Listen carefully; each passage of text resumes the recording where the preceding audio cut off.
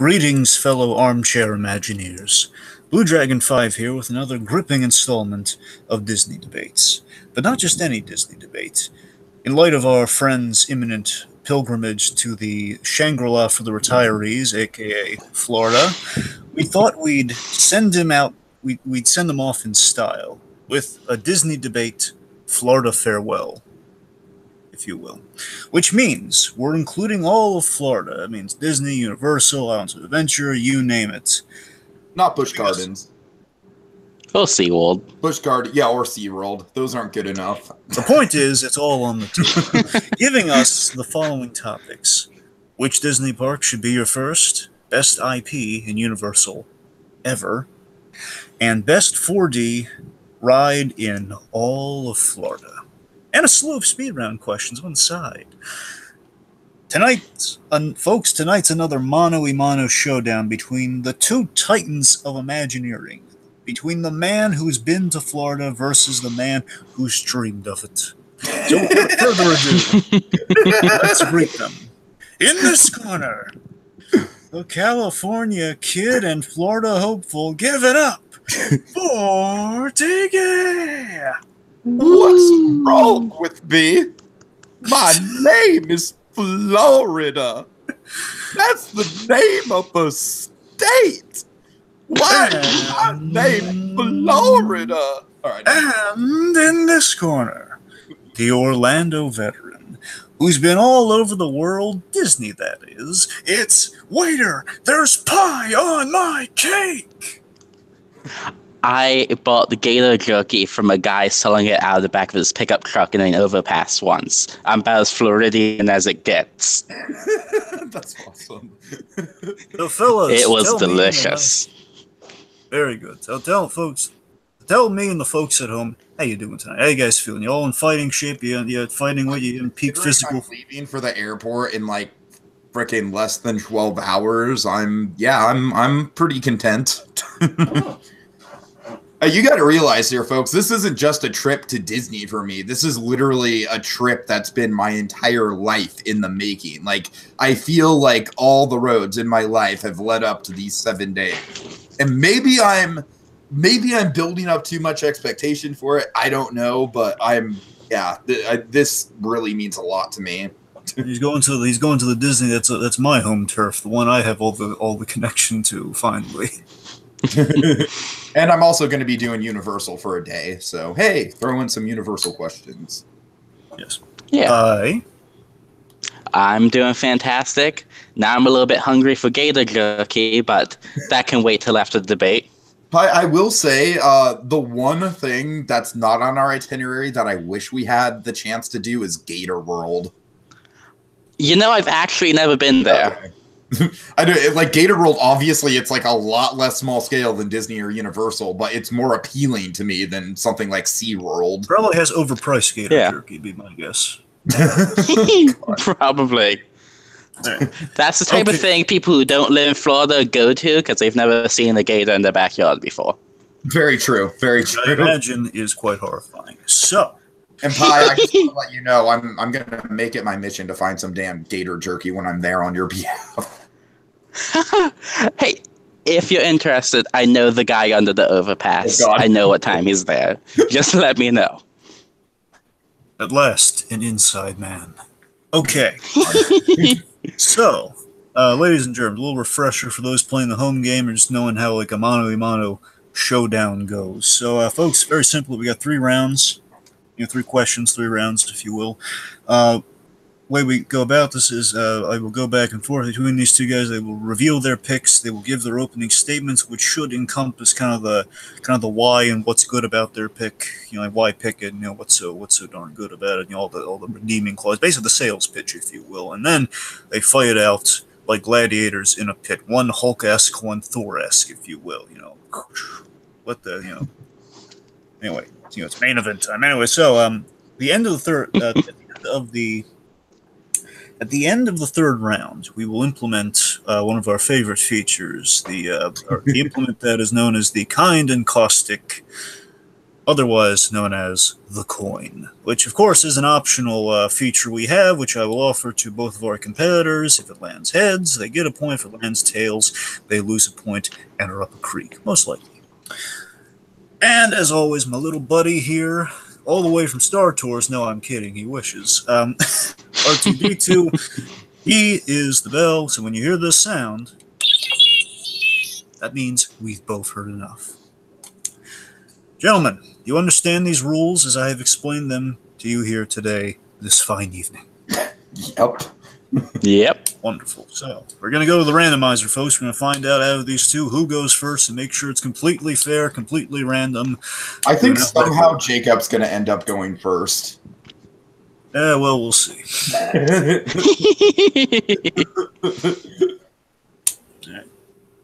Okay, so let's do it. Randomize, go! All right, I'm going first. Sounds good. Sounds good. Tiki's going first, Pie going second. Okay. We ready? Yeah. Yeah. It's main event time. 1. Question numero uno. Which Disney park in Orlando, Florida should be your first? What I'm looking for here is which park would a first-timer, young or not, make a priority upon their first time trip to Orlando, Florida? What do we got? I'm choosing the one that started it all, the Magic Kingdom. Okay. And I'm going to do the baby of the family, Animal Kingdom. Oh, that's right. It is kind of like the senior versus the young kid. That's kind of cool. All right. Now on to everyone's favorite letter, the Y. As in, what's the opening statement? Let me hear some Dragon, I just want to say, you're on fire with your analogies this evening. Oh, yeah. Okay, go. Okay, so my opening statement.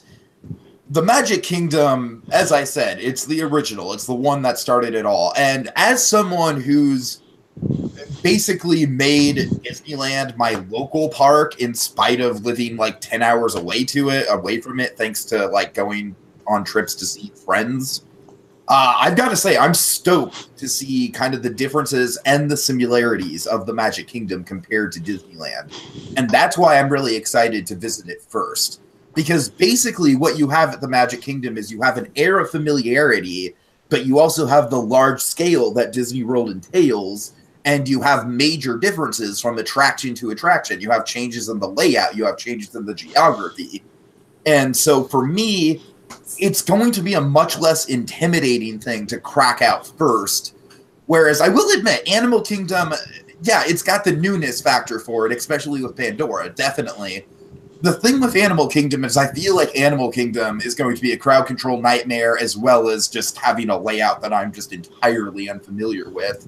With the Magic Kingdom, you got the classic hub and spoke wheel design. You've got some classic attractions that everyone loves. You've got some attractions like Seven Dwarfs Mine Train that are exclusive to Disney World. So I really think you can't go wrong starting in familiar territory and working your way out from the Magic Kingdom. Okie dokie. Pie. What do you got for us? All right, so at first glance, Magic Kingdom might seem like the obvious answer, but it's one of 6 castle parks. And then you got Epcot, which started the Florida project, but is in a period of transition where it's really strayed from its theme and it's kind of all over the place in terms of quality. You have Hollywood Studios, which no one's going to say that. And then you have Animal Kingdom. Like, yeah, just go there for like 3 hours and crack it out and never worry about it again. I love Hollywood Studios. Half it's under construction. Yeah. It's not even studios. Well, Dragon, it's not even studios right now. How much of it is under construction walls right now, Dragon? I mean, that park is like, I'm sure once Star Wars Land and Toy Story Land opens, it's going to be the crown jewel of Disney World. But right now, it's not. It's just not. Anyways, go ahead. All right, yeah, with the great movie ride close. Yeah, we'll get off topic. But anyways, Animal Kingdom is still 100% true to the themes and quality it started with, and has only gotten better since it has opened. It has an entirely unique selection of attractions, with not a single thing there other than Festival of Lion King, which has a slightly different version of it in Hong Kong. Not a single thing there has ever been cloned to another park or cloned from another park. Yeah, but that's not in California Adventure anymore. Didn't that close? No, Muppet Vision closed, not It's Tough to Be a Bug. Okay, well, I have that mixed up. But still, other than It's Tough to Be a Bug, all the main attractions that people actually go on is there. It has a mix of unique experiences, like animal walking trails, different slightly behind the scenes stuff learning about animal care, immersive theming on a scale Disney hardly ever does. Not to mention the newest land and attraction in Disney with Pandora and Flight of Passage. And the best interactive game with Wilderness Explorers as a full-scale thing throughout the entire park. And it's just a lovely park. All right, guys, try to maul each other to death with words. Go on. So, as I said, I'm freaking stoked for Animal Kingdom. I really do think out of all the parks, that's the one I am most excited about. If the question was, what is the best Walt Disney World park, or what is the most exciting Walt Disney World park, I will admit, I would definitely go Animal Kingdom. Having said that, Animal Kingdom is going to be sensory overload for me, and I know it. Between the unfamiliar layout, between, as you said, there's literally nothing there that I'm familiar with outside of Tough to Be a Bug, which I'm going to freaking skip like everyone else does, so that's going to be a non-factor. Most importantly, I feel like if you actually want to get on Flight of Passage and not wait 2 hours, and you didn't get one of those coveted fast passes, even though I was online at 6 a.m. 60 days out in advance, and I still couldn't get one. You know, the fact of the matter is we're going to have to leave our hotel rooms at 6:30 in the morning to make sure we're on an Uber at 7 o'clock, to make sure we're at the park by 8 o'clock for a 9 o'clock opening. Like, you do the math on that. That does not sound like a relaxing, fun way to break in the trip. That sounds like something you do on your third or fourth day, which is exactly what we're planning on doing once you have the bearings of the actual resort down a little bit better, and once the once the adrenaline and the hyperactive, like just the sensory overload of actually being in Disney World kind of wears off, then you can venture into unexplored terrain a little bit. But until then, I really think I'd be making a mistake if I went to Animal Kingdom first, as excited as I am about Animal Kingdom. See, you say that, but Animal Kingdom also has a relatively small number of attractions where you can do everything, with the exception of maybe having a safe Flight of Passage for like a last ride getting in there right before it closes. You can still do everything in one day and it be a rather relaxed day. The park itself is even built to relax and make you take things slowly. The walkway in is at an uphill climb, so you slow down. It's essentially laid out in a circle and you just go in a loop. Like, you talk about being confusing, and it might seem that way just looking at maps, but when you get there, it's probably the easiest to navigate park because it also has some of the smallest amount of walkways. Whereas the Magic Kingdom is, yeah, it's got the hub and spoke. It also has the most attractions. It has more rides than like all the other Disney parks combined. And you mentioned the Seven Dwarfs. That's pretty much the only experience you can't get other places other than Shanghai, and that will have you waiting almost an hour or two most of the time anyways. So that's kind of unless you have a fast pass, yeah, but until Flight of Passage opened, that was just as difficult as Flight of Passage to get. But the fact of the matter is we have a fast pass for it, so we're not worried about that. True, but still, Magic Kingdom is something I saw it so many times back when I walked there. Families would have almost panic attacks trying to get things done all the time. You talk about Animal Kingdom being overwhelming. Magic Kingdom is the overwhelming park. There's so much more to do. Okay, but here's the thing, though, Pa. You mentioned that huge roster of attractions. Do you actually think I'm going to take the time to do Astro Orbiter or Dumbo or something like that? Like, there's a lot of attractions in Magic Kingdom that I can just skip, having like the the frickin' Tomorrowland Indie Speedway, whatever the hell that thing is. There's for the record, I've been on that thing, by the way. Yeah. For as many attractions as I'm really excited about for Magic Kingdom, there's also an equal number of attractions where, frankly, it'll be nice to get on them, but I'm not going to lose sleep if I don't get on them. Like Big Thunder Mountain, it's essentially Disneyland's version, but mirrored and without the cool new dynamite effect that Disneyland's version has. So it's a downgrade of the Disneyland version. I'm not going to lose sleep if I don't get on something like Thunder Mountain. I'm not You're right.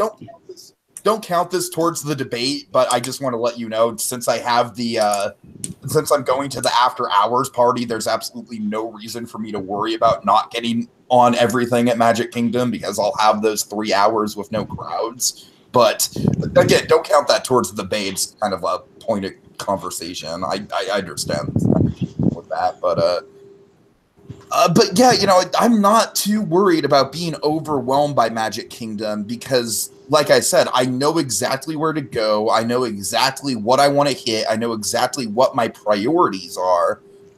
With something like Animal Kingdom, I honestly don't really, like, outside of like Flight of Passage and Everest, I really don't know what there is accessible, what there isn't. I don't know, like Kilimanjaro Safaris, I've heard, is a really tough ride to get on if you don't have a fast pass for it.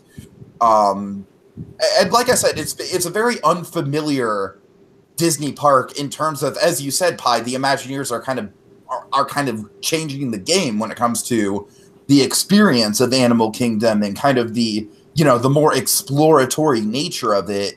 And yeah, as I said, that's something I'm stoked for, but I don't necessarily think that's the best experience to have right off the bat. I think the best experience to have right off the bat is something that I know my bearings on, that I know that, you know, like I said, I know what I'm getting with Magic Kingdom. With Animal Kingdom, and Pi, first of all, you didn't really speak to the crowd control nightmare that's going to be at Animal Kingdom. I mean, that is kind of like the major factor for me not doing that first.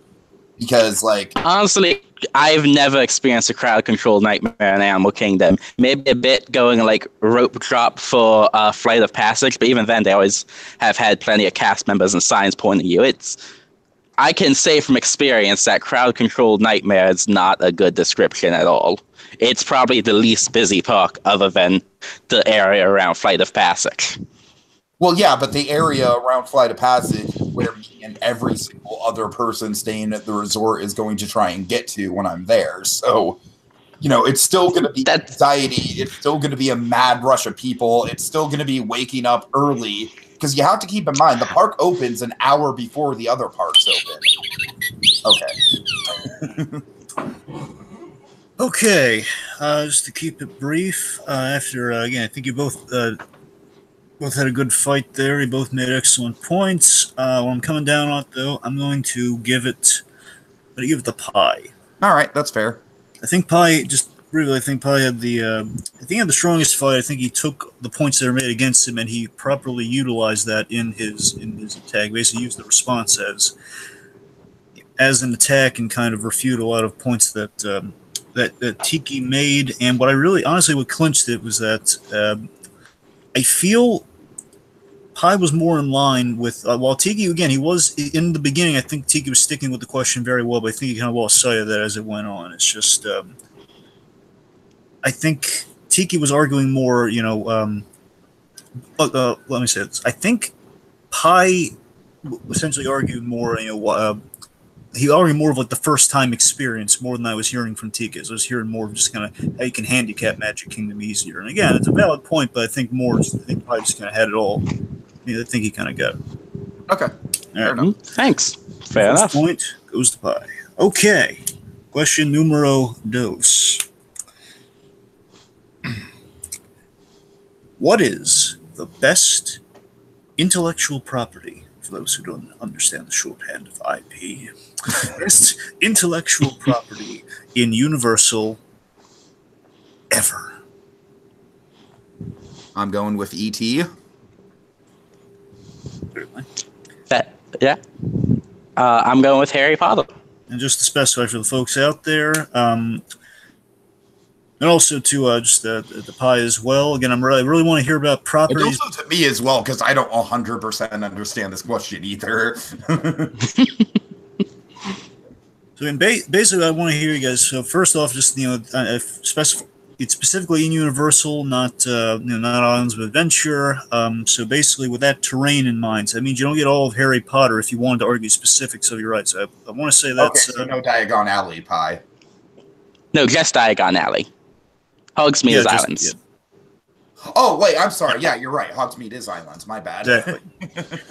So basically, if you want to cite certain examples, that's what Pie's handicap is for those wondering. So again, the Universal half of it. But again, by all means, feel free just to argue like kind of the IP, the license that they have, and like how they're utilizing it, stuff like that. Why is it the best intellectual property that Universal has has ever had. So that's really what I'm looking for. You basically tell me why Universal was so brilliant to have this IP and what they've done with it, what it means to the party, stuff like that. So just tell me why it's the best IP that they have. All right.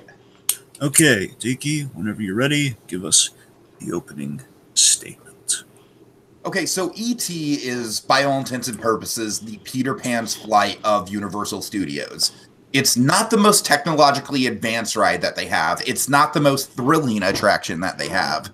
But it's the attraction that they have that feels the most timeless, and also, importantly for Universal Studios, which is a very thrill-centric park in comparison to Disney, E.T. is the perfect thing for families. It's the perfect thing for kids. It's the perfect thing for adults who grew up with the movie. And the movie itself is timeless. It is a timeless classic. You don't need the, all the expanded lore of Harry Potter to really get into it. You just need the one movie. And even if you've never seen the movie, I feel like the E.T. adventure does a really good job of taking you through the story and, introducing you to the characters and everything, and even expanding on the movie.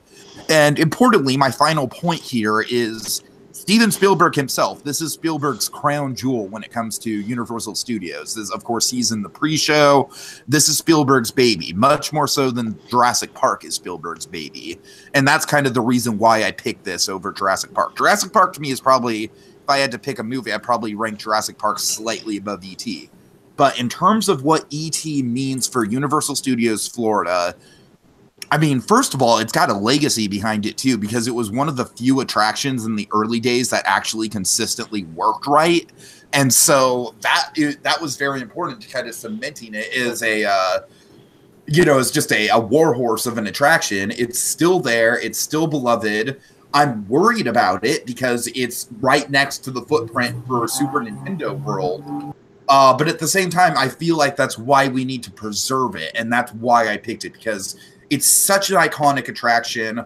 I just barely missed the chance to ride it at Universal Studios Hollywood. I was actually in the park when it was at Hollywood, but I was too scared of King Kong on the studio tour that I didn't want to ride anything else that day after that. So I was this close to riding E.T. Now I get to ride it, and I'm stoked for it. And like I said, I think E.T. it's just such an iconic. The ride itself is classic. The movie is just a timeless, iconic landmark of a film. Potter ain't got nothing on E.T. All right, real quick, Tiki, I just want to verify something for my own curiosity. Are you saying, just want to be abundantly clear, are you saying that you've never ridden E.T.? That's what I'm saying, yes. Oh, I'm so excited for you to ride E.T. when you get to Florida. And I haven't looked up any video of it either, so I really don't know. I know by the end you end up in his planet, I know that much, but I don't know exactly what the process is to get there, Oh so. Boy, I'm living a little envious of a first time experience on E.T. Oh boy, that's gonna be Dragon, I don't give a shit about not being the smart thing to do at rope drop, okay? I know everyone's gonna rush to Potter at rope drop, but that's the first thing I'm doing. I'm doing it rope drop, no question. First thing. Well, look, E.T. would not be the first thing I do, but I definitely do it before I do Harry Potter. I'll say that much. Oh God, okay. I'm just saying that's a personal thing outside of the thing. I'm talking about the rides. I'm not talking about the properties. So properties. Bye. Be ready. All right. Well, before I get too into it, I think that the King Kong scared you, so you couldn't ride E.T. when you were a tiny person.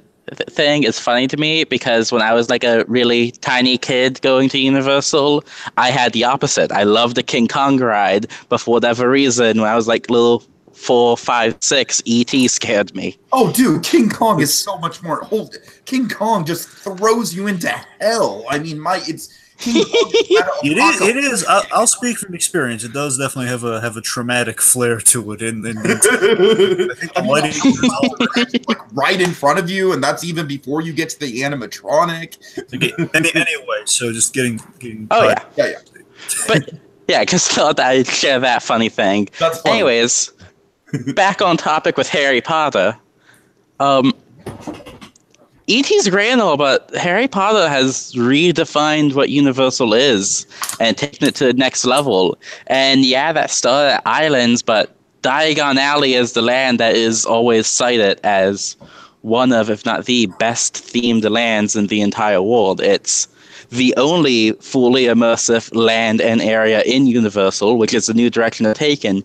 And they did that by still blending it into the rest of the park seamlessly. It's not like they just plopped it in the middle of a studio backlot like the Transformers ride. I'm still bitter they just have a military headquarters in the middle of the backlot. Ugh, it's so stupid. Sorry, off topic. It's a giant, ugly gray box. Sorry. Whatever Anyways, your situation is over there, I'm sure it's not as bad as Hollywood. Because Hollywood would have no choice but to plop it in the backlot. Like, that's literally our only option. Yeah. Anyways. But Harry Potter, it's redefined what Universal is. It brought it to something that was basically appealing to teenagers and 20-somethings. Universal was the park people went to when they either couldn't afford Disney or they were the type of people who thought they were too old for Disney. And then Harry Potter came along and made it a competitor. And while Escape from Gringotts might not be the best Harry Potter ride, it's still an incredibly popular ride, still very well done, and immerses you in the world of what, love it or hate it, Harry Potter is a cultural phenomenon, the likes of which that Star Wars is on that level of Star Wars, of cultural icon. And it does such a great job. It even adds interactive elements to the park. It brings families in, which, yeah, E.T. was a family ride. It wasn't a family ride, I think, people have ridden since 2010 at the latest. It's not popular anymore the way Harry Potter is, which brought a whole new demographic and brought immersive theming to Universal. It has made Universal what it is now and brought it to a competitor with Disney. It just has. Okay, boys, I'm hearing some great opening statements, and I'm just on the edge of my seat wondering, who's going to win this fight? So, guys, allay my curiosity no longer. Start the fight. Okay, I have a fucking laundry list of problems I have with Harry Potter, all right? You want me to just go down them? I think the clearest thing is it's not classic Universal whatsoever. It's just, it doesn't have any direct tie to Universal Studios. B, as you said, Pi, thank you for making my point for me. Escape from Gringotts is a totally inferior attraction to Forbidden Journey. Forbidden Journey is a marvelous mix of screens and physical effects. Escape from Gringotts is like, it screams the ride! It's inferior to Forbidden Journey, I'll give you that, but just calling it screens the ride, it's a better 4D experience than a lot of people give it credit for. And while it might not be the best ride, it's still better than most rides at Universal. All right. I haven't been on it in person. I'll just say I've definitely not been impressed with the POVs that I've seen. And I'll even go as far as to say, like, if I actually miss it, I'm not going to lose too much sleep over it. This was one just watching videos I wasn't expecting to be impressed by either. It's a lot better in person. And the queue is one of the most immersive I've ever been on, too. So Pi, you mentioned the placement, but you do realize you're talking about, like, Potter. I'm still not cool with Potter replacing Jaws, Pi, and I don't want Universal Studios to just be Harry Potter the Resort, and that's kind of what I'm worried it's going to turn into, because Jaws was another iconic IP. I would have probably chosen that if it was still around for the answer to this question, and it's just gone. We just, Jaws was murdered for Potter. Potter can murder Jaws, and Jaws was murdered because the attraction broke down almost every day and cost an incredibly large amount of money to run and maintain. Like, yeah, Harry Potter had a factor in it, but it was not long for the sword, even if Potter wasn't the one that specifically killed it. I love that ride, don't get me wrong, but that was a huge footprint on a ride that hardly ever walked. Yeah, but it still bothers me that they got rid of a classic, iconic Universal IP and replaced it with something that, I don't know. Frankly, I know Dragon's not big into Potter, and I know he's not. Of course, as a judge, I know he's not going to use that. As a point one way or another, of course. But I'm just using that. I trust him. Like, Potter is not for everyone. It's really not. Like, even I was someone who grew up on Potter, but I hated the ending of Deathly Hallows so much that it kind of soured me on the whole franchise a little bit. And while I've enjoyed certain things about Potter here and there, I certainly love Forbidden Journey. I definitely think Potter's kind of on its way out in terms of popularity. I think eventually the theme parks are going to be the most popular aspect of the Harry Potter lore. I'll especially cite Fantastic Beasts and Where to Find Them, which came out to virtually no fanfare. I mean, people just don't talk about that movie at all. It just kind of came and went. People didn't really care. I mean, I personally enjoyed it for what it was. I thought it had some good characters in it. But, it just didn't land with people at all. And I feel like that's kind of the road that Harry Potter's going down. It's kind of going down the same road that Peter Jackson's Tolkien saga went down, where they're just sort of like, they know it's a money-making franchise, but they don't care about the art of it anymore. And, of course, J.K. Rowling, she's just the queen of retcon, and the queen, like, don't even get me started on that. That's a whole other conversation. I think Rowling's just ridiculous and kind of makes me lose a lot of respect for her as an author, actually, that she can't just she can't just stick with something that happened in canon and just say that's the definitive thing. It's like, oh no, maybe Ron and Harry, maybe Hermione and Harry should have been together. I don't know. That kind of attitude from the author really bothers me, I got to admit, for something that's I can get those complaints. And I can agree that Fantastic Beasts was horrible on every level. Oh, geez, I won't go that far. Okay, I'm exaggerating a little bit. It's not like a Star Wars prequel of a disaster, but the Star Wars prequel is stop. Like, I will say it's like I will say Fantastic Beasts is kind of like, it's slightly worse than the best Hobbit movie, but definitely not as bad as the worst Star Wars prequel.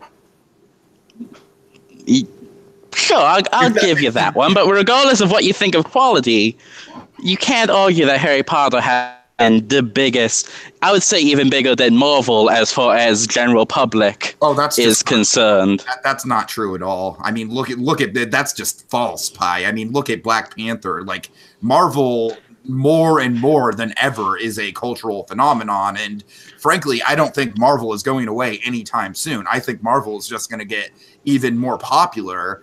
Whereas Harry Potter, like I said, eventually I have a feeling that Harry Potter is going to turn out like something like Cars Land and be like, well, people like Harry Potter for the theme park experiences, and I still think that Prisoner of Azkaban is a killer movie, but really every other movie in that whole saga is like really good to mediocre. Like, there's no great movie in that saga apart from Prisoner of Azkaban. I'll disagree with you on that. Guys, we're a little off topic talking about the movies here. Yeah.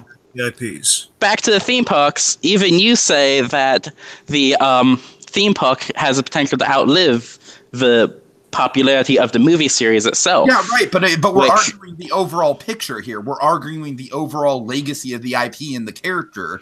And I just think E.T. is going to have a way bigger shelf life than the Harry Potter movies in particular. Maybe not so much the character itself, but definitely in the film world, that Universal Studios, that's the important thing about Universal, is film. And I just think that E.T. is just long going to outlive any Harry Potter movie. Even the best Harry Potter. Maybe it will, but you're also arguing legacy on a theme park that has clearly never cared about legacy. Like you say, E.T. is the last remaining attraction. You can argue about being important to keep that, but at the end of the day, we're talking about what's important to Universal, and Universal doesn't care about legacy that way. Universal cares about what's new, and Harry Potter is the new era. It's what started the new era. It's essentially like how they're rebuilding the castle in Hong Kong. This is the new castle. Yeah, well, I feel like my point is not so much that like what Universal is doing. I think my point is what Universal should be doing. And what Universal should be doing is actually honoring, you know, movies that were made by Universal fucking Studios, you know, like iconic landmark films in their canon. And I think honoring something like that is far more important than, frankly, something that it's not a flash in the pan phenomenon by any means, but I definitely don't think Harry Potter is as accessible as you think, Pi. I mean, I think Harry Potter's just got a ton of world building details that people like Dragon, who are not familiar with the series, would just get lost in. And frankly, I've heard a lot of reports where it's like, yeah, if like you'll find the details impressive, but you're going to be lost on a lot of the finer points of the land if you're not a Potter fan. And honestly, I think it's a little troubling. I think Potter is kind of taking a monopoly over the whole resort in a way. And I really don't want that to happen because Potter is one IP. And I think that's the problem, Pi. I think Potter is kind of like a victim of its own success. It's kind of cannibalizing itself at this point. I feel like there's too much of a Potter presence. We've had just as many new rides that want Potter, if not more, since Potter opened. We've had the new Kong ride, new Transformers, what else has come out there? The new Fast and Furious, the new Jimmy Fallon. Oh, yeah, because Race Through New York. Nintendo. Well, Nintendo's a decent example, but Race Through New York, it's like, come on, that everyone knows that ride's a joke. Yeah, it's a joke that makes me laugh, but I understand most people don't like it. But still, you argue it taking over, yet there's been at least twice as many rides so far, and we haven't even gotten to Nintendo World coming out. Okay, besides Harry Potter that have come. And it's like none of them besides Kong are even Universal properties. And I feel like Potter kind of started that trend of like, well, fuck it. We don't care if it's Universal as long as it's an IP that's popular. Islands of Adventure open with Jurassic Park and entirely non-Universal IPs other than that. You had Cat in the Hat and Dr. Seuss and all, which... All right. Fair enough. I just want to point out that at the time, Universal owned the Seuss rights. They owned the Seuss rights, but they hadn't made movies yet, and they're based on the books, not the movies. Alrighty. All right. It's a good one, guys. This is a good one. But I'm going to award the point. The awarded point goes to... Tiki! All right. Oh, cool. I didn't think I'd get that one. Cool. We're both very close, and I think here's the thing. My problem is that Pi, he was kind of laying in the cut in the middle. I think that you both started really strong. You both did. Both were making excellent points. You're on even footing.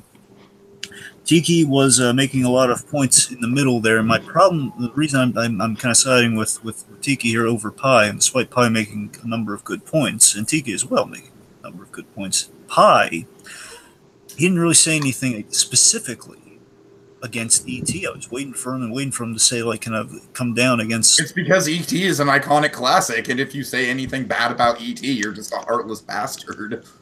I just feel if he it's didn't actually because I haven't seen E.T. since I was like 9. That's the thing. It's on my list. Well, all I'm saying is it came across to me like he was kind of laying in the cut on it, like he was dancing around it, or he was just like he was kind of at a loss on it. So I just felt, it's... I think it's interesting though. At the end though, Pi was starting to get up. But it's kind of like the thing from Rocky, they have like it's like Pi with like he, it's basically Pi's almost not getting robbed of it, but Pi like he maintained himself. He went the distance, but he still took the hits. And I'm gonna have to side with Apollo Creed on this one. All right, fair enough. Tiki gets the point. And for the record, I agree. E.T. should never be replaced. It's a great attraction, and that's a unanimous opinion across the board, by the way. Yeah, it's a weird attraction, but it's a great one. I'm horrified by this Nintendo news. I must be frank. It's literally right on the outskirts of Super Nintendo World, Dragon. It's kind of terrifying. How believe me, I know all too well. Like for a time, there was a time where I returned to Universal on almost annual basis, and I would notice my old counterparts, my old friends I've been so accustomed to seeing dying off one by one. It's like, and yet their parking spaces were still remaining intact. Well, that we still have that in Hollywood, Dragon. We have that exact situation in Hollywood with the ET. It's parked in the ET parking lot the last time I was at Hollywood. Like a commercialized gravestone. Like, we still celebrate these guys even though they're long gone. The new King Kong ride is almost more like rubbing salt in the wound than actually having a good King Kong ride again. Yep. I've heard good things about it. But it'll never measure up to the original. Oh, no, I'm not expecting it to, but... Anyway. Like, that's not the King Kong that earned the parking space. Yeah. No, it's not. Okay, folks, round 3, and a real personal round for me, because in my Florida experience, going to Disney, Universal, and such, Universal Adventures, the whole tamale, if you will. Going to all of them, my experience, some of the best rides are the 4D rides. I guess specifically simulators, but I don't want to exclude any, so we left it open to all the 4D rides, all kind of includes all the rides that have there's a moving ride car and seat essentially. Screens, no screens, it's all screens or no, it's all on the table. And again, I have such a deep connection to some of these rides. Both of our attractions use screens and 3D glasses and everything. So exactly. I feel like so it's all on the table. It's all under the 4D banner. Actually, I'm not sure. Does Forbidden Journey still use 3D? Because I know they don't use it in Hollywood. No, we never had 3D. I didn't know you guys had it in Hollywood for a bit. Oh, maybe I'm thinking. Does Gringotts have 3D? Gringotts has 3D. Okay, that's what I'm thinking of then. Never mind. Disregard me. Anyway, so the question at hand is, what is the best 4D ride in all of Florida? And again, folks, some of my happiest memories of Florida were going on these 4D rides. This has always been like a personal question for me, so I'm very excited to see. You guys are going to fight. Though, the main reason why we decided to go 4D attraction and not simulator is because if we went with simulator, then the go-to answer would have been Flight of Passage, and I have not experienced Flight of Passage until Wednesday. But I'm so no excited. Spoilers, but that would have won. While Tiki is giddy as a schoolboy about Flight of Passage, unfortunately, it would have spoiled things, and Tiki's very anti-spoiler. Exactly. I just did not want to take the risk of talking about Flight of Passage and having to dance around spoilers and everything. So. So Flight of Passage is kind of the forbidden fruit this round. Right. Okay, so Tiki, what attraction did you go with? I went with Harry Potter and the Forbidden Journey. Okay. I went with Spider-Man, do-do-do-do-do-do-do-do. That I sang in a video, now you can get copyright striked if I lose. Tiki, hit us with an opening whenever you're ready. When I went on Harry Potter and the Forbidden Journey at Universal Studios Hollywood, I knew I was going to like it quite a bit. I am a Potter fan. I've heard really good things about it. But the thing was, I was kind of afraid that it was going to be, like I saw with Gringotts, mostly screens, not a lot of practical effects. I'm a big, big fan of practical effects in theme park rides. When I went on Forbidden Journey, it blew me away. I had high expectations for it. It blew those high expectations completely out of the water. Forbidden Journey is the greatest theme park attraction I have ever been on in my life. From the show building with the Hogwarts Castle to the queue to everything in between, the ride system with the Kuka arms is crazy and immersive and totally fits the bill of the 4D. There's so many great animatronics in this ride, from the dragon to the Whomping Willow to the room full of Dementors. It really sets the tone. It really feels like a Pirates of the Caribbean style, it's a world. It feels like a world full of stuff going on, full of stuff out to get you. And the screens, when they are used mostly as transitions to get you from point A to point B. So they're used in a really effective way. So I've just got all the love in the world for this ride. I can't wait to see my grandma's reaction on it when I get her on it in Florida.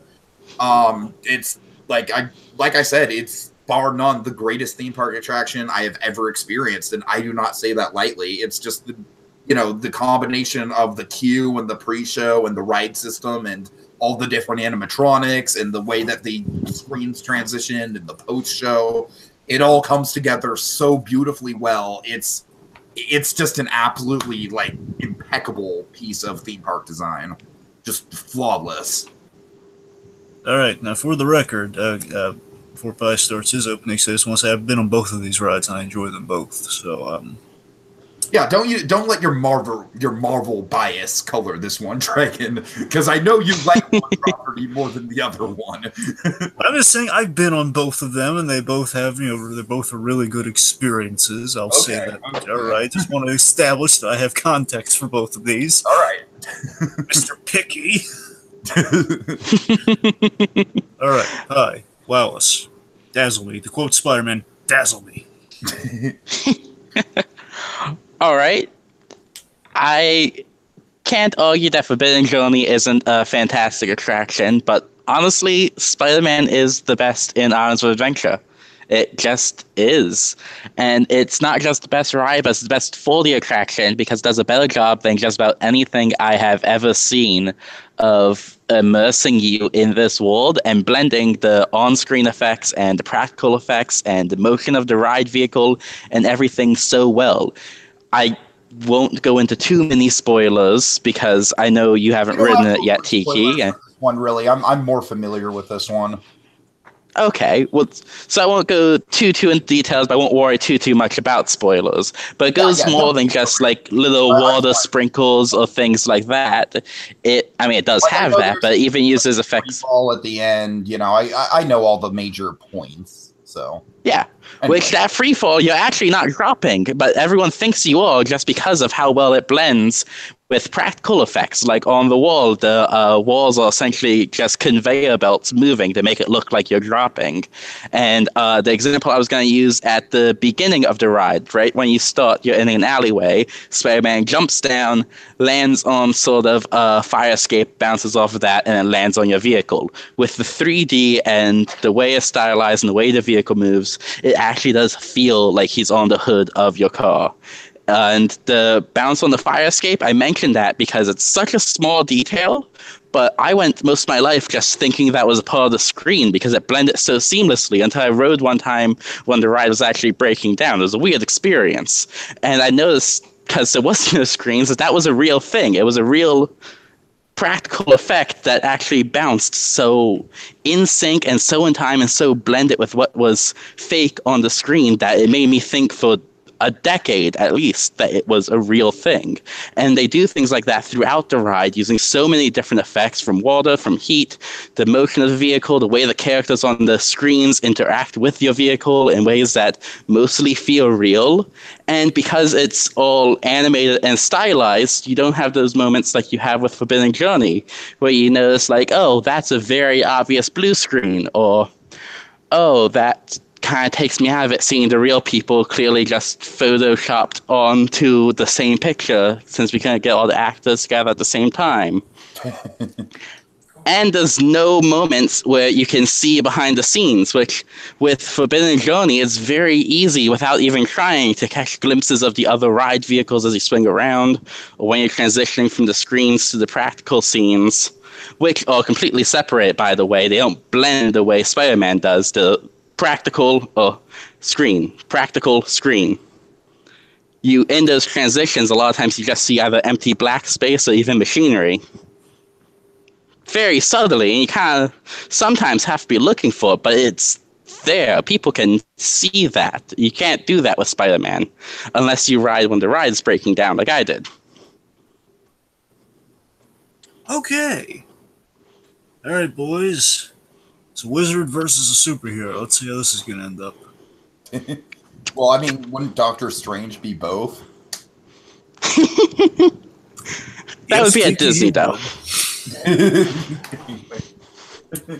So, honestly, I gotta say, just hearing Pi describe Spider-Man, I'm at a serious disadvantage here because I've only seen the videos of it, and like, I'm a little bit intimidated. I'm gonna give it my best shot, but keep in mind I have not actually been on Spider-Man, so basically my argument for it still stands. Like, yeah, Pat, you mentioned that it has a good mix of practical and screens, but at the same time, I feel like like, no matter how many practical effects it has, the practical effects in there are not going to be as large scale as something like the Whomping Willow Room. The Whomping Willow Room, when I first saw it, just completely took my breath away with the sheer size and scope of the whole thing.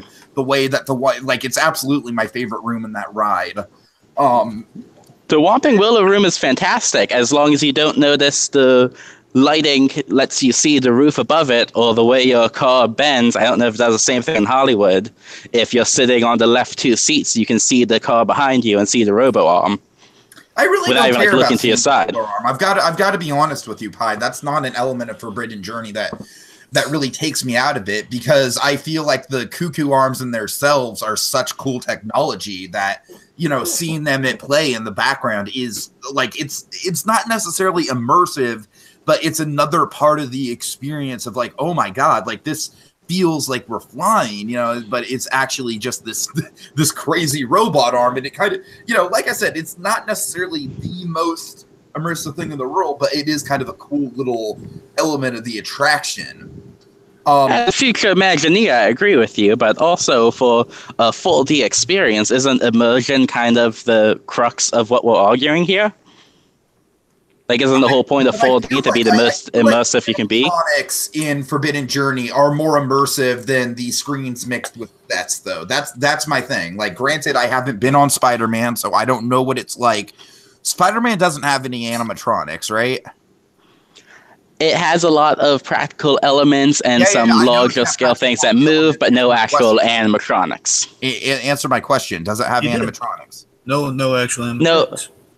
Yeah, so there you go, right there. Forbidden Journey has like 20 animatronic Dementors in that one room. It's got the giant, huge Whomping Willow. It's got the dragon. There's so many different animatronics in this ride that it literally just surrounds you. I remember being like legit scared the first time I saw the Dementor scene, just because I was expecting the Dementor scene to be screens, but it's like, no, it's like they're all around you. They circle you. It's crazy.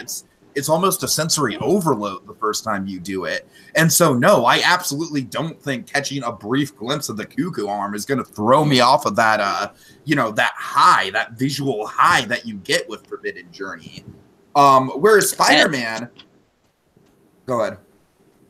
I was going to say, and those animatronic scenes are great, but it kind of takes you out of the immersion when you're flipping between some of the, like, all right, visual effects, but those movie segments are not up to the quality they would need to be real feeling. Having something animated, like Star Tours is very small, and that uses very little humans in it, and same thing with Spider-Man, because you can be immersed if you're not seeing humans clearly not there. It's the movement of Forbidden Journey that really sells me on it with the screen transitions, though. I mean, yeah, it's... animated versus live action green screen. Yeah, animated's going to look a little better, but I feel like the transitions are in place for a very good reason, and I'd rather have an attraction that uses animatronics and full-blown sets with transitions rather than an attraction that just primarily uses screens. So I'm going to tell you, like, Pi, I know you're probably not a fan of this ride either, and it's not really that valid of an argument, but just for my sake of comparison here, I know Transformers. Granted, Transformers, obviously not a franchise that I'm nearly as attached to as Spider-Man, of course, so the IP itself is not as exciting. I hated Transformers. Transformers the ride was one of the most boring things I've ever done. And it's the same exact ride system as Spider-Man. It's literally the same ride system. I'm sure Spider-Man does it better. I'm sure of it. But at the same time, I get bored looking at screens and nothing else. And I know that Spider-Man has those... I'm sure Spider-Man has more physical stuff in it than Transformers does. But like 5,000% more. I'm sure. But still, it is very much rooted in those screens. And in, like, you know... Because when I see Spider-Man there, like, looking at the image, I'm sorry, like, maybe you're right. Maybe, like, with the actual motion and the mix of physical stuff, I'll feel like he's actually there. But it's like, no, I'm not going to think that Spider-Man is right there on top of my car. I'm going to know it's a screen. With Forbidden Journey, I mean, yeah, of course you're in a theme park, so obviously they're animatronics, but there's something just so tangible, and, you know, like, you could just reach out and touch the animatronics in that ride. And like I said, it very much gives Forbidden Journey almost this kind of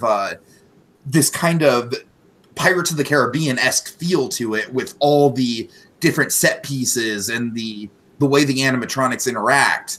And importantly, I feel like Forbidden Journey, there's a huge distinction we need to make with Forbidden Journey, because it's an it's a modern classic Universal attraction that does not use primarily screens, that does have a big emphasis on animatronics, that does have a big emphasis on set pieces. That's huge for Universal right now. That's so important for Universal right now.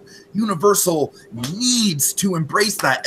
Universal is becoming a joke that people, that they only use screens and nothing else in their rides. Forbidden Journey is a pivotal example that Universal, when they set their mind to it, they can create something that goes above and beyond Disney in terms of immersion and animatronics and set pieces. It's just a shame that they don't do that much.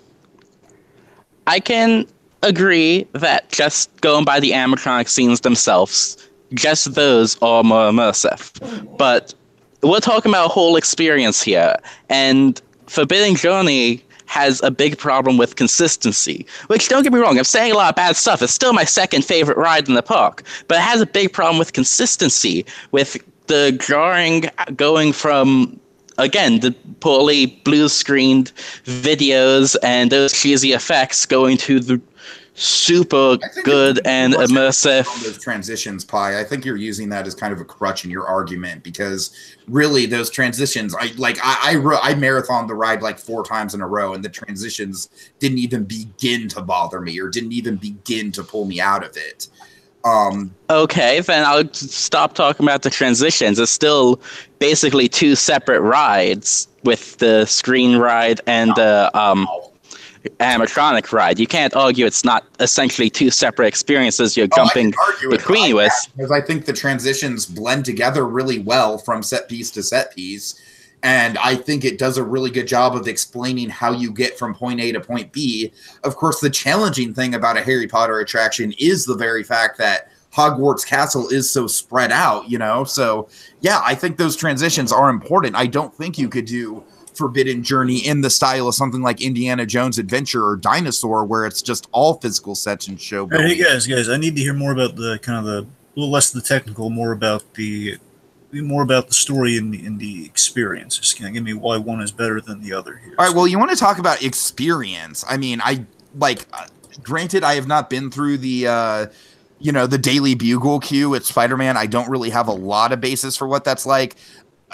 I'm sorry, as cool as it might be, there's no way it's better than the Forbidden Journey queue, because the Forbidden Journey queue is just straight up like, it's insane. It's ridiculous. I mean, you've got that giant castle on the hill. You've got all kinds of crazy force perspective tricks as you're just walking up to the damn thing.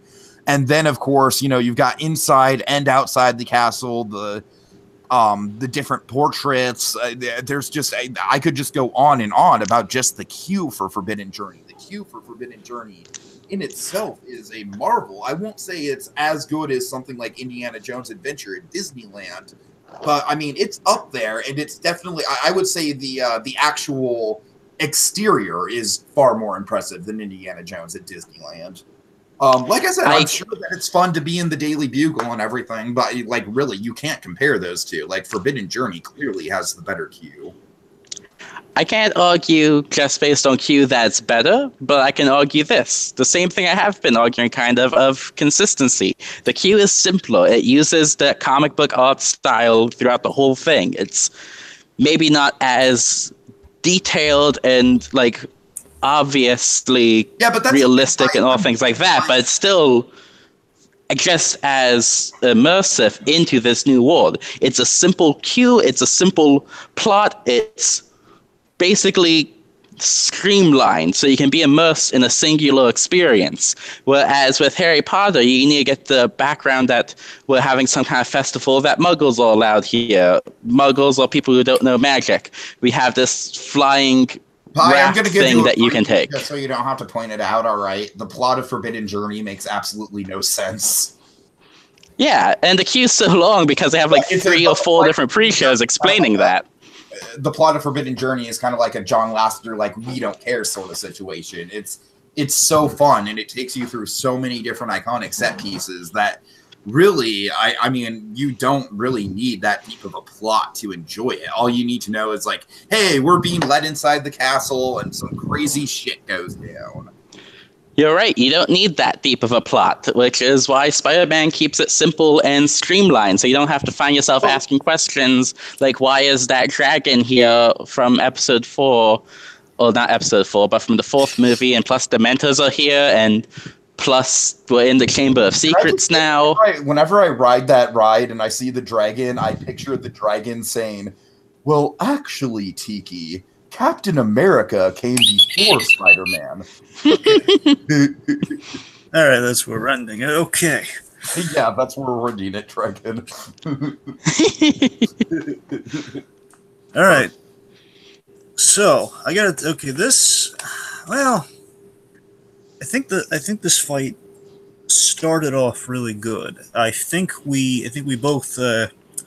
Let me say at one point I'm surprised neither of you mentioned, particularly Pi. I'm surprised you didn't mention this. The whole ride. Pi mentioned some discrepancies with the ride, mainly with the inconsistency. But the main thing I was wondering if anyone was going to have to bring up or defend against was that the Forbidden Journey has that has kind of an exclusive ride thing where if you can't fit the ride harness, you can't go on that ride. Oh, I actually didn't know about that. That makes sense. Yeah, you have to try out in the seats outside to see if you can fit, because if you can't get on that ride, which makes it a little less. I'm not adding that into what was presented. I'm just saying I'm surprised neither one of you brought that up or used that against each other. But anyway, okay, so this was close in a few aspects. I do feel you guys really in the beginning. I think you got kind of bogged down with the both of you are making repetitive points and getting a little lost in the mechanics of it all. I'm not saying that was a bad thing. Talking about the mechanics, I just think you kept making the same points about the mechanics a lot. Yeah. Now, taking that into the equation, but also I had to kind of point you guys. I need more of kind of story experience, kind of like I already I heard all that technical stuff. I'm going to say this. I think, and again, it was close. I'm going to say I think Pi kind of got me in the end. Pi kind of got me in the simplicity of it all, which I didn't really expect, honestly. He kind of hit me with the whole, the simplicity, and he kind of, at the very end, he kind of turned that point of simplicity. He kind of turned the point of simplicity of, there's a, Tiki even admitted in there, the plot to Harry Potter didn't make a lot of sense. Not to the ride, to the plot of the ride. Oh, I just knew you could tear it to pieces if you wanted to, so I kind of just went in and yeah, don't even talk about that. I know it's bad. Yeah. It was kind of a mission that didn't help as well, but I mean, it's that, and again, I think admitting it would be better than Pi potentially going into details about it. But honestly, it's the same thing as I admit the queue is nowhere near as good. It's simpler, but it's nowhere near as good. Yeah, and I guess one other thing, just to kind of show, even with the mechanics of it all, I think honestly what Pi said, really, I thought was, in the opening statement, I think really was very impressive and just kind of still held true through the whole thing, is that the amazing kind of practicality that is applied to to the story, where again you can feel them jumping on the hood and all the things in the subtle kind of displays. Despite not having animatronics, it still kind of still has that immersive experience. I just hear a lot of love for a lot of love and focus on the animatronics. Yeah. So again, they are very impressive. But, yeah, I'm giving it to Pi. So right now it's 2-1. Tiki's got 1, Pi's got 2. But don't despair, folks, because now I'm going to present these guys with the kind yet often caustic, dreaded the coin. So, boys, how you feeling? We'll start with Tiki. Do you want to opt for the coin or opt out of the coin? Oh, I think I better do it. What the hell? We'll see. Yeah. All right. Tiki has 2 right now. It is tied. Tie. Do you want to risk it all? Part of me wants to keep it a tie going into the speed round. That could be interesting. But also, I just can't say no to flipping a coin. I love flipping coins. Are you sure?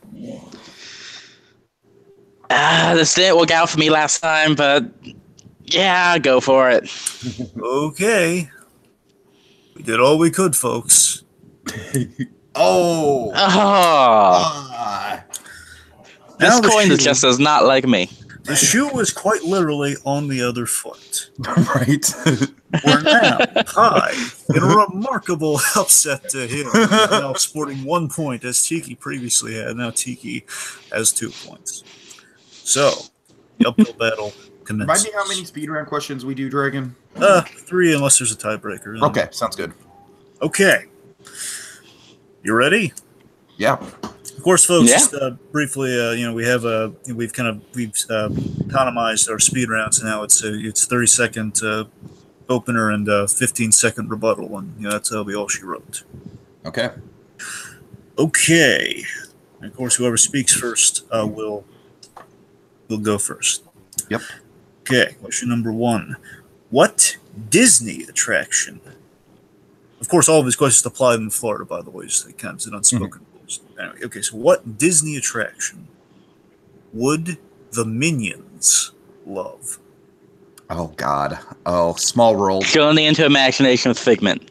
Okay, 1 second. Okay, so Tiki spoke first, and he gave him Small World. Yep. All right, and Pi gave him Figment. Journey into imaginations. Yeah, the current one, not like Dreamfinder. Okay.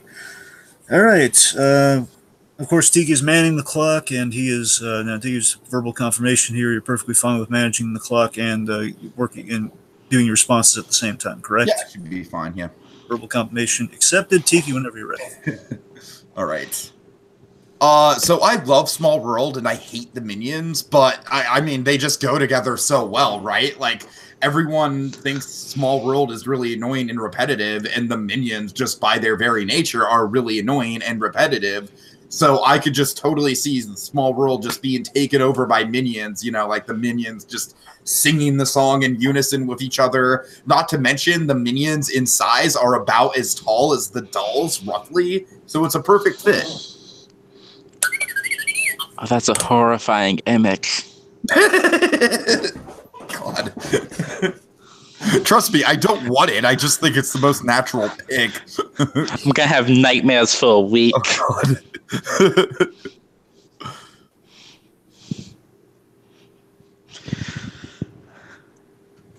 So the current version of Journey to Imagination with Figment has Figment as a kind of, honestly, a little bit ugly-looking CGI creature annoying the crap out of someone with bright color and dumb jokes the whole time.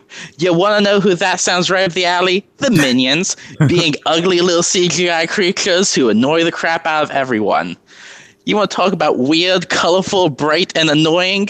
Am I describing the Minions, or am I describing the current Figment ride? You just don't know, because that describes both. I love this question. I do too. Okay. Yeah, I just feel like Journey to Imagination is like a little bit too abstract for the Minions. The question is like, what ride would the Minions enjoy? And I think Journey to Imagination, there's too much stuff going on. With Small World, it's simple, it's repetitive as all hell. You know what you're going to get. The Minions would go gaga over it. Pi, you really got to bring it home on this one. All right. The Minions, by their very nature, are evil and hate the world and hate people. That's kind of the whole thing, is they follow evil people. Why would they love a ride that's about peace among people and bringing everyone together? They don't want peace. They're inherently chaotic and destruction. I messed up my words there, but I think you got what I said. Okay. This was surprising this round. I also just want to point out, like, I love the fact that Dragon actually likes the Minions and we're just here, like, that is true. I do. I like the Minions. They've just gotten too much focus. Yeah. I'm gonna. I'm surprised myself. I'm gonna give it to Pi this round because Pi kind of won me over at the within the last 15 seconds with the point that the minions. Tiki's making a point of like that they would enjoy Small World for the various reasons. And the same height thing is hilarious, by the way. But the point with but I think Pi is really put in perspective in that. No, they wouldn't like world peace. I was like, it's kind of taken. It kind of took Tiki's argument why it would be such a perfect fit, and kind of inverted itself at the last. Okay, but what about think about it though? Small World. I know I've lost the argument. That's fine, but Small World, all these landmarks under one place, so it would be the minions just taking over the world. Well, look, I'm just going to say off the judging record, I agree with Tiki, but I'm giving I think Pi is point there. I see your point. Yeah, I gotta say I agree with Tiki off the judging record too. All right. I mean, I'd love to see him take over Small World. It just sounds entertaining, but again, I'm impressed with Pi just kind of turning it in on itself the last 15 seconds. I gotta give it to him. Okay. So it's tied. You can take the consolation prize. I'll be having nightmares of Small World minions for like a month. Banana. All right. So, big money. Okay. It's a simple one, but a big one, and again, it's kind of a fastest draw question, all right? So again, I hope you're both listening very carefully. When I say the second option, it's a versus fighter, so it's going to be this versus that, and after you hear the second, you guys are going to pick who you want, okay? Okay. All right. Mm-hmm. Universal or Islands of Adventure? Islands of Adventure. Islands of Adventure. Okay, Tiki's got Islands. Universal, and the question would be, what is the best, what's the better park? Like, I guess, you're down to your last dime. Let's say your last hunt. It was bazillion dimes in the case of the increasing price margins of today, but you're down to your bottom dime. Pick between the two. Guys, tell me. I'm gonna pick. I'm gonna do one. Maybe Tiki would find himself in this long issue. Supposing things blow up in his face, he's got to make a decision between Universal Islands Adventure. What would this person do? Which one should they take? That actually might happen, Dragon. That's a legit possibility. I want to. So we're helping as well as answering our own curiosity. Because we're gonna do Universal in one day, and I legitimately don't know if we're gonna be able to crack out everything there. So. Basically, it's a nightmare situation, guys. You're down to the last wire, and you got to pick between the two before the booking agents all fill up. So again, you guys have your sides. Argue it, of course, with the time parameters set in mind. Tiki, whenever you speak, you have to argue your point. So Universal has ET and pretty much nothing else that I'm interested in, not even really Diagon Alley. And Islands of Adventure has everything that I'm interested in. It's got Spider-Man, it's got Toon Lagoon, it's got Seuss Landing, it's got the good Harry Potter land, or the good Harry Potter ride, I should say. Because not to take a big Diagon Alley, but Islands of Adventure just has such a more unique layout to it. There's so many rides that are just completely unique to that park.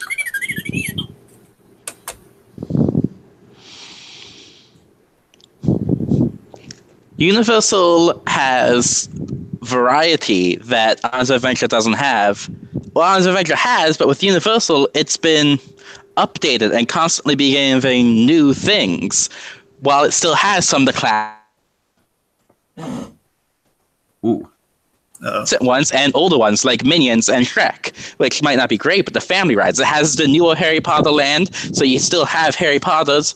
It has Transformers and Jimmy Fallon as new experiences, while it also has Men in Black as a shooter ride and the best immersive dark ride that's not...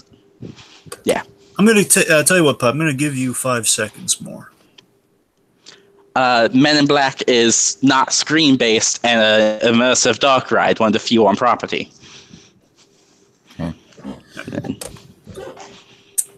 So again, we go back to citing the atrocity that is Jimmy Fallon is a positive example.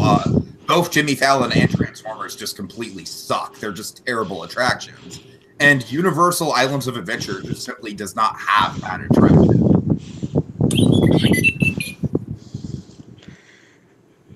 You can say Islands of Adventure doesn't have bad attractions because you've never been there, so you only hear the good stuff. There's some really incredibly dated and incredibly cheesy stuff. Try and watch the end of the intense fight scene in Poseidon's Fury and not burst out laughing at how bad it is. Okay, this is a tough one right here. Oh boy. Let's see.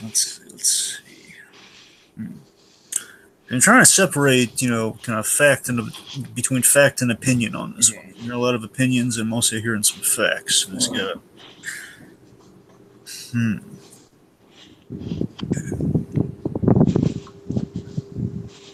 All right. So what I'm hearing is, I think you both opened strong. Pie is. I'm waning. I'm not saying who I've said with. I'm kind of waning towards Pie because he did make a good point about Tiki never having been, and kind of made that part of his argument. But at the same time, how again, that's like I don't know how fair that is. Yeah. But I gotta. I'll tell you what. I'm sorry. Did I miss who won? I kind of got distracted there for a second. No, Tiki, you didn't miss who won. Okay, good. Sorry. Anyway, let me think here. Okay, okay. You know what? It's pretty even here, but I'm going to give it to by a small margin, like a 0.001%. I'm going to give it to Tiki. Oh, okay. Wow. It's funny, Dragon. It's like literally the points that I've gotten in this round I didn't think I would get. So basically, it's all on Pie's shoulders if he wants to tie it up here. He's got one chance left. He's got the big red. This is the important question, my most important of all the speedrun questions. Oh, God. And it's one that might put you both in a little danger. So, let's see how it goes. Okay. All right. So again, guys, this is like a after you hear both of these, you're gonna have to pick. Right. Which Universal attraction do you revive? Okay, ready? At least two. Okay. Jimmy Neutron Nicktoon Blast? Hell no. Or Back to the Future? Back to the future. Back to the fucking future. Oh my God. No. I refuse to do that. No. I would be willing to trade with you. No. I liked Nicktoon's Blast, and Back to the Future is so clearly better. I'm sorry, Dragon. This is an insult to Back to the Future. I know you. I think I can argue Nicktoons. Come on. No. I think I can argue Nicktoon. Am I allowed to change it, or does it have to be the same ride? Like, can I update it? Or does it have to be the exact same? Are you going to argue Minion Mayhem over Back to the Future? No, like, is it still going to be Jimmy Neutrons with all the characters that were popular in, like, the early 2000s? Right, tell you what. Or am I allowed to do a new film with it? Would it make it better if I said you could, again, using the same theme, you could make alterations to it upon its revival? Would that make it better? I'm saying I'll trade with him. I'll let him argue Back to the Future. I feel like I'm at a serious advantage here. I feel like Back to the Future is the far better option.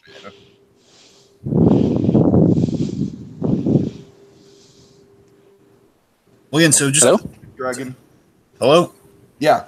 Very good. Okay. Well, again, as it stands right now, Tiki has Back to the Future, and Pie has Jimmy Neutron Nicktoon Blast. That's as it stands now. What are we proposing? Are we proposing a trade, or would we like to allow like a change with an update of upon its revival, like basically using the same theme, but basically allowing for change? Oh, I would allow for change. It will allow for change, but we'll keep them as is. Unless you want to switch with them. No. Oh, God, no. Are you kidding me? Okay, then we'll stick with what we got, and we'll allow for updates. All right. All right, Nicktoons. Well, I go first. Yeah, sorry. I mean, Back to the Future, like, Simpsons ride is an atrocity, and it should have never happened. And, like, seriously, what the hell was Universal thinking with that? And Back to the Future, again, I feel like I'm making the same points for these Universal attractions, but it's just a beloved IP. There's so much you can do with it, with the time travel thing. Christopher Lloyd is still alive and kicking. He still plays Doc Brown. He can still do the pre-show.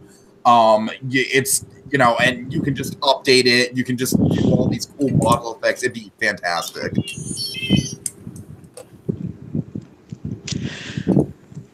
You can say just about any single line from the first 5 or so years of SpongeBob, and just about everyone will know exactly what you're referencing.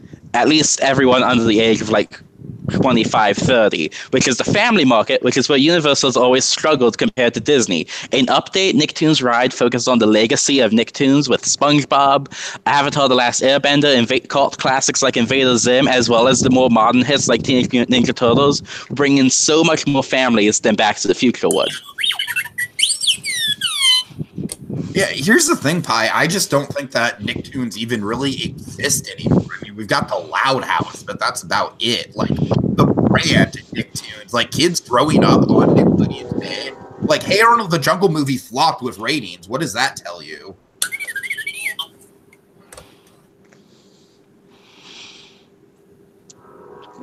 I can say this, I've seen bigger lines for the SpongeBob meet and greet they have than I did for Back to the Future at the end of its lifespan. Back to the Future was great, but it was dying in popularity the same way Nicktoons was, and Nicktoons can be updated. Alright.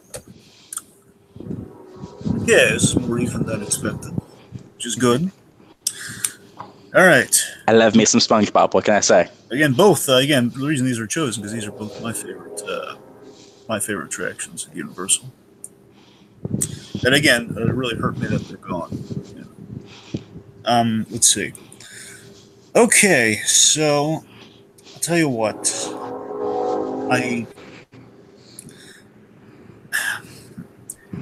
I did hear a solid argument for Back to the Future, but at the same time, I think Pi did make, with the update in mind, I think Pi kind of counteracted some of Tiki's points with the Jungle movie ratings, with the fact that with the little factoid about the meet and greet, as well. It was kind of an argument of numbers, of kind of having the numbers versus kind of having the history. I feel like he relied too much on SpongeBob with his argument, but hey, I'm not the judge. I mean, so does Nickelodeon in general. Fair enough. But I mean, he made points about the family markets, and there was another.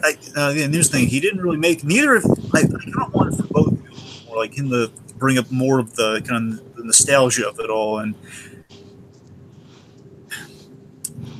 one more about the nostalgia, and I wanted a little more about why it was so upsetting that the Simpsons kind of took over Back to the Future. Do I really need to spell it out? Do I really need to spell it out? I'm just saying it would have been nice, all right? I mean, I'll say this though. Someone who likes The Simpsons, all right? Like, Simpsons is at least better than the Minion Ride. Both are terrible compared to what they replaced, but Simpsons is at least decent. On my last trip to Universal Hollywood, I had a better time at Minions. Just being honest. I guess that comes to difference of opinion. What I'm saying is I heard more why from Pi.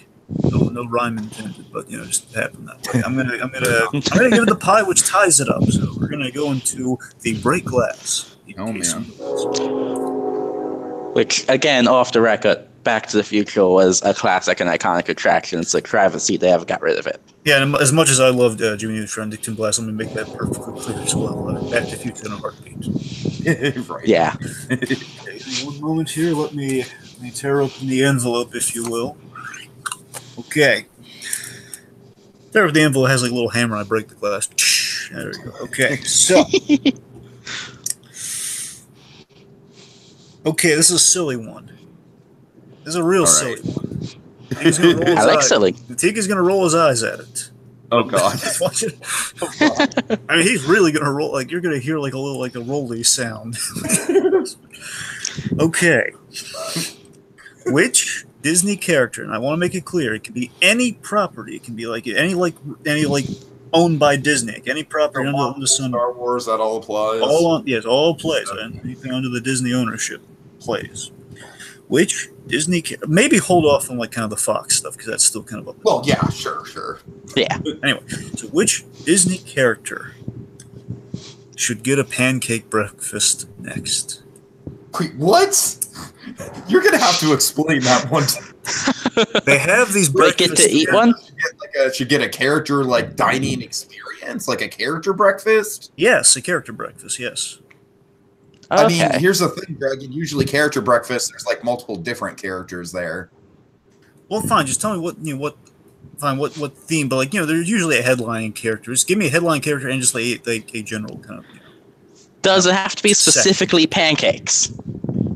Fine, it's just a breakfast, all right. Similar thing. It's like the headline would be pancakes, but there are other things on the menu. That's pretty much what I want you to be thinking. Like, there's some bacon. There's some bacon. There's some sausage. I don't know. There's maybe some rolls. I don't know. You're not very creative with your breakfast menu, are you, Dragon? You're definitely not like Boma Flavors of Africa breakfast buffet. How dare you? I only reference that because I'm going to be doing that, so, Anyways. So what's on the menu, guys? I'm going to go with Coco. Or Miguel from Coco. I'm sorry. It's the old lady in a wheelchair coming around. Okay. No, it's Miguel. All right, so basically Coco headliner would be Miguel? Yeah, Miguel, the kid. Gotcha. Okay. And just that's a kid's name, right? Headliner out of the Avengers would be Cap. All right, Tiki's got a Marvel breakfast, Cap, an Avengers breakfast specifically, right? Yeah, an Avengers breakfast with Cap is like the main guy. Okay. All right. We get both excellent pulls, by the way, because we got some Pixar, we got some Marvel, we got some Coco, we got some Cap, we got various vaguely serial illusions here. So let's just, never question it. So I picked the Avengers and Captain America specifically because of the pancake breakfast. Wait, hold on, no, it's Pie goes first. I thought I said Avengers first. No, Pie said Coco first. Oh, okay. I thought he just went first because he's been going first. Well, no, we're in the speed round. It's just whoever speaks first does it. Yeah, okay, go ahead. Okay. Go ahead. All right, so Coco was first off a smash hit, but not just a smash hit rooted in and celebrating Mexican culture.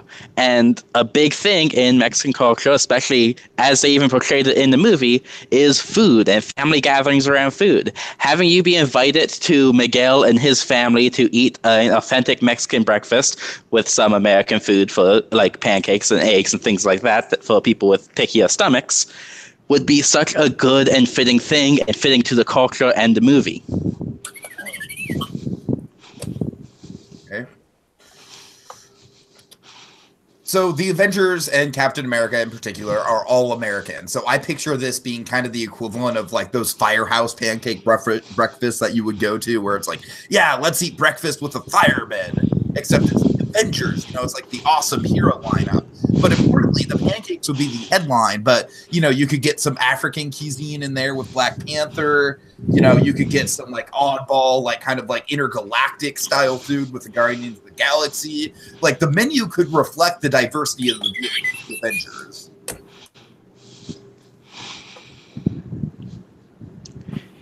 You could have like a build your own pancake waffle type bar with like colored things to put on it so you can make your own pancake sugar skulls and just be fully immersed in the like Land of the Dead and Coco and one property instead of trying to blend together every ethnicity and world. At the end of the day, I just don't really think that Coco has as many strong characters to base a character breakfast on. Like, you've got Miguel, you've got Hector, but really, other than that, I mean, it's like there's not a lot of like. There's a lot of good characters in Coco. I just don't think a lot of them would make for good meet and greets. I think this one was even. I thought it was a good argument all around on this one. I was impressed by it. It's a thing. So, I mean, I heard. Well, first and foremost, I think both have excellent ideas, and I want to go to both of these breakfasts. Regardless, I'm loving both of these ideas. Just off the record, so they're fantastic. And both also off the record, I'm pretty sure they actually have started doing a Captain America character like dinner at Islands of Adventure. I think I heard about that coming. That doesn't count. That's not Disney. I know it doesn't count because it's not Disney, but just as you're going there, Hey, maybe you can go to this thing you're talking about. Well, they have a Captain America diner in Islands of Adventure. I know that much. They have the Captain America diner. The Universal Captain America is like the Spider-Man on Hollywood Boulevard. He's just not legit. Okay, look, first of all, let's just temper our blows against Captain America. But on the record, though, I will admit our blows against the fake Captain America Dragon. Do you mind? I'm trying to make a point. Tempering. Sorry, I got us off topic. But in all honesty, though, we got Captain America on the Captain America Islands of Adventure. It's they're going for comic cap, but I mean, come on, it doesn't have the appeal of the stories I've heard. I haven't seen, but the stories I've heard about the Captain America and even the Disney California, like a very. I will say I've not gotten to actually do the meet and greet with the Disney cap, but I have walked by him and he seems like so legit. Okay, so the point is the MCU would definitely be the way to go in terms of comparing casts, but in regards to our breakfast here, in terms of our big breakfast conversations here, big serious breakfast talk, big boy stuff. Okay, all right. With the points that have been argued, I gotta tell you, as super tempted as I am, I'm super tempted. You gotta believe me, super tempted as I am. Tiki. Well, here's the thing. Tiki was really winning me over the whole Firehouse Pancake thing. I'm just like, I know, because Dragon would love to do the Avengers, and just based on his wording, congratulations, Pie. I think it's kind of one out of the medal ceremony, if you will. But well, let me just give congratulations to both. I'm sorry. Anyway, but I mean, the Firehouse Pancake thing with the hero is always an excellent point. I think Tiki opened very strongly, but I think Pie's kind of built something that really you don't really notice with these breakfasts all that much. Is that he kind of built a story around it. He kind of built it's the food, the family of it all, and like I'm thinking of the tamale scene from I think it was tamales. The scene from the beginning of Coco where Mama Imelda's daughter is given out all like. You're hungry, yes. Piling the food on, like something like that, and like the build your own skull breakfast bar. I mean, that's pretty cool.